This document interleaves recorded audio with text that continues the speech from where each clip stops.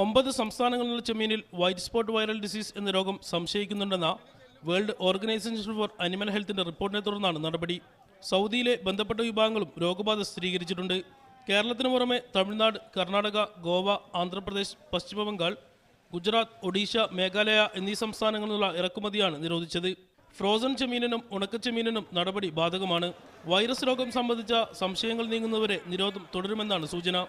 ചെമ്മീനിന്റെ ആന്തരിക ബാഹ്യഭാഗങ്ങൾ പ്രത്യേകം പരിശോധിച്ചതിൽ നിന്നാണ് രോഗബാധ സ്ഥിരീകരിച്ചതെന്നും രാജ്യത്തേക്ക് രോഗം വ്യാപിക്കുന്നത് തടയുന്നതിന്റെ ഭാഗമായാണ് നടപടിയെന്നും general authority for food and drug administration വ്യക്തമാക്കി.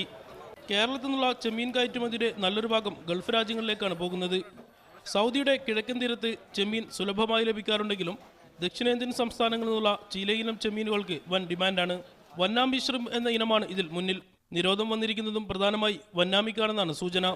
ടൈഗർ പ്രോൺസിന്റെ ഉൽപ്പാദനം കുറഞ്ഞതിനു ശേഷം കേരളത്തിൽ നിന്ന് ഏറ്റവും അധികം കയറ്റി അയക്കുന്നത് വന്നാമിയാണ്. കഴിഞ്ഞ വർഷം മാത്രം 2.5 ലക്ഷത്തോളം ടൺ വന്നാമി ചെമ്മീനാണ് കയറ്റുമതി ചെയ്തത്. സൗദി അറേബ്യയിൽ നിരോധനം വന്നതോടെ ഇതര ഗൾഫ് രാജ്യങ്ങളും ഇക്കാര്യം പരിശോധിക്കും. Media 1, Riyadh.